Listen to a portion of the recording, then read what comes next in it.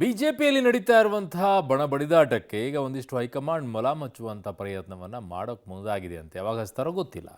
But ಆದರೆ ಈ ಕಡೆಗೊಂದು ಬಣ, ಈ ಕಡೆಗೊಂದು ಬಣ, ಎರಡು ಬಣಗಳು ನಿಂತ್ಕೊಂಡಿವೆ. ಆ ಕಡೆಗೆ ಯತ್ನಾಳ್ ಅವ್ರದ್ದು ಒಂದು ಟೀಮ್ ಹೋಗುತ್ತೆ, ಈ ಕಡೆಗೆ ಯಡಿಯೂರಪ್ಪನವ್ರದ್ದು ಒಂದು ಟೀಮ್ ಹೋಗುತ್ತೆ. ಈ ಕಡೆಗೆ ರೇಣುಕಾಚಾರ್ಯ ಅವರು ಮುಂದಾಳತ್ವ ವಹಿಸಿದರೆ, ಆ ಕಡೆಗೆ ಯತ್ನಾಳ್ ಅವರು ಮುಂದಾಳತ್ವ. ಬಿಜೆಪಿ ಬಣಗುದ್ದಾಟಕ್ಕೆ ಈಗ ಹೈಕಮಾಂಡ್ ಮುಲಾಮಚ್ಚುವಂಥ ಪ್ರಯತ್ನಕ್ಕೆ ಮುಂದಾಗುತ್ತಂತೆ. ಅದು ಸಮಯ ಸಂದರ್ಭ ಬಂದಾಗಂತೆ.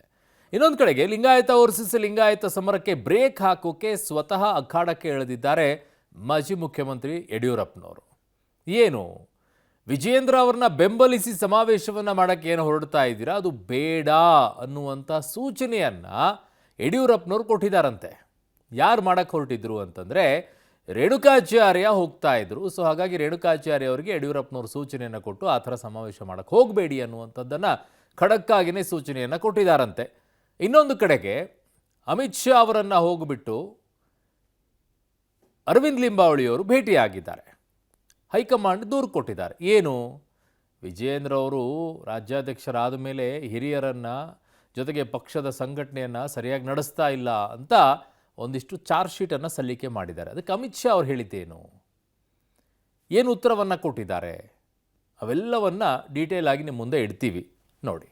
ಬಿಜೆಪಿ ಬಣ ಸಂಘರ್ಷಕ್ಕೆ ಹೈ ಮುಲಾಮು, ಲಿಂಗಾಯತ ವರ್ಸಸ್ ಲಿಂಗಾಯತ ಸಮರಕ್ಕೆ ಬ್ರೇಕ್. ರಾಜ್ಯ ಬಿಜೆಪಿಯಲ್ಲಿ ಬಣ ಕಚ್ಚಾಟಕ್ಕೆ ಕೊನೆಗೂ ಬ್ರೇಕ್ ಬಿದ್ದಂತಿದೆ. ಇತ್ತೀಚೆಗೆ ರಾಜ್ಯಕ್ಕೆ ಬಂದಿದ್ದ ಅಮಿತ್ ಶಾ ಬಿಜೆಪಿ ಮನೆ ರಿಪೇರಿಗೆ ಕೈ ಹಾಕಿದ್ದಾರೆ. ರಾಜ್ಯ ಬಿಜೆಪಿಯಲ್ಲಿ ನಡೀತಾ ಇದ್ದ ಲಿಂಗಾಯತ ವರ್ಸಸ್ ಲಿಂಗಾಯತ ಸಮರಕ್ಕೆ ಬ್ರೇಕ್ ಹಾಕಿದ್ದಾರೆ. ದೆಹಲಿಯಿಂದಲೇ ಖಡಕ್ ಸಂದೇಶ ರವಾನಿಸಿರುವ ಅಮಿತ್ ಶಾ ಪ್ರತ್ಯೇಕ ಸಭೆಗಳನ್ನ ನಡೆಸದಂತೆ ವಾರ್ನಿಂಗ್ ಕೊಟ್ಟಿದ್ದಾರೆ. ಅಮಿತ್ ಶಾ ಎಚ್ಚರಿಕೆ ಬೆನ್ನಲ್ಲೇ ಮಾಜಿ ಸಿಎಂ ಬಿಎಸ್ ಯಡಿಯೂರಪ್ಪ ಡ್ಯಾಮೇಜ್ ಕಂಟ್ರೋಲ್ಗೆ ಮುಂದಾಗಿದ್ದಾರೆ. ಲಿಂಗಾಯತ ಅಸ್ತ್ರ ಮುಂದಿಟ್ಕೊಂಡು ಯಾವುದೇ ಕಾರಣಕ್ಕೂ ಭವಿಷ್ಯದಲ್ಲಿ ಸಭೆ ಹಾಗೂ ಶಕ್ತಿ ಪ್ರದರ್ಶನ ನಡೆಸದಂತೆ ರೇಣುಕಾಚಾರ್ಯಗೆ ಖಡಕ್ ಸಂದೇಶ ಕೊಟ್ಟಿದ್ದಾರೆ. ನಿನ್ನೆ ರಾತ್ರಿ ಧವಳಗಿರಿ ನಿವಾಸಕ್ಕೆ ಮಾಜಿ ಶಾಸಕ ರೇಣುಕಾಚಾರ್ಯ ಕರೆಸಿಕೊಂಡು ಮಾತಾಡಿರುವ ಯಡಿಯೂರಪ್ಪ ವಿಜಯೇಂದ್ರ ಬೆಂಬಲಿಸಿ ಲಿಂಗಾಯತರ ಯಾವುದೇ ಸಭೆ ನಡೆಸದಂತೆ ಖಡಕ್ ವಾರ್ನಿಂಗ್ ಕೊಟ್ಟಿದ್ದಾರೆ. ನಾವು ಯಡಿಯೂರಪ್ಪನವ್ರನ್ನ ವಿಜಯೇಂದ್ರ ಅವ್ರನ್ನ ಕೇಳಿ ಈ ಸಮಾವೇಶವನ್ನು ಮಾಡ್ತಾ ಇಲ್ಲ. ಅವರು ನಮ್ಮ ನಾಯಕರು. ನಾನು ರಾಜ್ಯದ ಅಧ್ಯಕ್ಷ ದಿನಿ, ಪಕ್ಷಕ್ಕೆ ಮುಜುಗರಾಗತೆ ಮಾಡಬಾರದಂತ ಹೇಳಿದ್ದಾರೆ. ನಿನ್ನೆನೂ ಸಹ ಸಂಜೆ ನಮ್ಮ ನಾಯಕರು ಯಡಿಯೂರಪ್ಪನವರ ಮನೆಯಲ್ಲಿ ನಾನು ಸೌಜನ್ಯ ಭೇಟಿಯನ್ನು ಮಾಡಿದ್ದೆ. ಆ ಸಂದರ್ಭದಲ್ಲಿ ನನಗೂ ಕರೆ ಮಾಡಿದ್ರು ಯಡಿಯೂರಪ್ಪನವರು. ವಿಜಯೇಂದ್ರ ಅವರು ಸ್ಪಷ್ಟವಾಗಿ ಹೇಳಿದರು, ಯಾವುದೇ ಕಾರಣಕ್ಕೂ ಈ ಸಭೆಗಳನ್ನು ಮಾಡಬಾರದು ಸ್ಪಷ್ಟವಾಗಿ ಸೂಚನೆ ಕೊಟ್ಟರು. ಆದರೆ ಭಾರತೀಯ ಜನತಾ ಪಾರ್ಟಿಯ ಸಂಘಟನೆಗೂ ವೀರಶೈವ ಲಿಂಗಾಯತ ಸಮಾವೇಶಕ್ಕೆ ಯಾವ ರೀತಿ ಸಂಬಂಧ ಇಲ್ಲ. ನಮ್ಮ ಸಭೆಗಳು ಎಲ್ಲ ಜಿಲ್ಲೆಗಳಲ್ಲಿ ನಡೀತವೆ. ಮಹಾಸಂಗಮ ಸಮಾವೇಶ, ಐತಿಹಾಸಿಕ ಸಮಾವೇಶನ ದಾವಣಗೆರೆಯಲ್ಲಿ ಮಾಡೇ ಮಾಡ್ತೀವಿ ಅಂತ ಹೇಳಿ ಇಚ್ಛೆ ಪಡ್ತೀನಿ. ಇತ್ತ ವಿಜಯೇಂದ್ರ ವಿರುದ್ಧ ಸಿಡಿದಿರುವಂತಹ ಶಾಸಕ ಬಸನಗೌಡ ಪಾಟೀಲ್ ಯತ್ನಾಳ್ ಇದೇ ತಿಂಗಳ 22ನೇ ತಾರೀಕು ಲಿಂಗಾಯತ ಸಮಾವೇಶ ನಡೆಸೋಕೆ ಮುಂದಾಗಿದ್ರು. ಅದನ್ನು ಕೂಡ ಮುಂದೂಡಲಾಗಿದೆ. ನಿನ್ನೆ ತಮ್ಮ ತಂಡದ ಪ್ರಮುಖರ ಸಭೆ ನಡೆಸಿದ್ದ ಯತ್ನಾಳ್ ಹಾಗೂ ಮಾಜಿ ಸಂಸದ ಜಿಎಂ ಸಿದ್ದೇಶ್ವರ ಲಿಂಗಾಯತ ಸಮಾವೇಶಕ್ಕೆ ಸದ್ಯಕ್ಕೆ ನಡೆಸದೇ ಇರೋ ತೀರ್ಮಾನಕ್ಕೆ ಬಂದಿದ್ದಾರಂತೆ. ವಿಜಯೇಂದ್ರ ರಾಜ್ಯಾಧ್ಯಕ್ಷರಾಗಿ ಮುಂದುವರಿಯೋದು ಬೇಡ, ಅಮಿತ್ ಶಾಗೆ ಅರವಿಂದ ಲಿಂಬಾವಳಿ ಚಾರ್ಜ್ ಶೀಟ್. ಈ ನಡುವೆ ವಿಜಯೇಂದ್ರಗೆ ಕೊಂಚ ಹಿನ್ನಡೆಯಾಗುವ ವಿದ್ಯಮಾನ ನಡೆದಿದೆ. ರಾಜ್ಯಾಧ್ಯಕ್ಷ ಸ್ಥಾನದಲ್ಲಿ ವಿಜಯೇಂದ್ರ ಅವರನ್ನ ಮುಂದುವರಿಸದಂತೆ ನೇರವಾಗಿ ಅಮಿತ್ ಶಾಗೆ ಮಾಜಿ ಸಚಿವ ಅರವಿಂದ ಲಿಂಬಾವಳಿ ಚಾರ್ಜ್ ಶೀಟ್ ಸಲ್ಲಿಸಿದ್ದಾರೆ. ಮಾರ್ಚ್ 11ನೇ ತಾರೀಕು ಅರವಿಂದ ಲಿಂಬಾವಳಿ ಅಮಿತ್ ಶಾ ಬುಲಾವ್ ಮೇರೆಗೆ ದೆಹಲಿಗೆ ಹೋಗಿದ್ರು.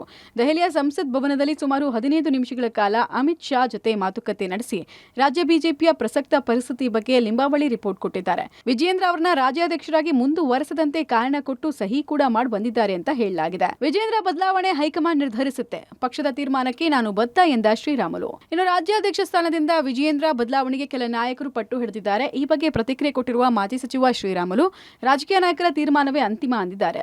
ಎಲ್ರಿಗೂ ಅವಕಾಶ ಸಿಗುತ್ತೆ, ಸಮಯ ಬರಬೇಕು, ಅಲ್ಲಿ ತನಕ ಕಾಯಬೇಕು. ಪಕ್ಷ ಏನೇ ತೀರ್ಮಾನ ಕೈಗೊಂಡ್ರು ನಾನು ಬದ್ಧ ಅಂತ ರಾಮುಲು ಸ್ಪಷ್ಟಪಡಿಸಿದ್ದಾರೆ.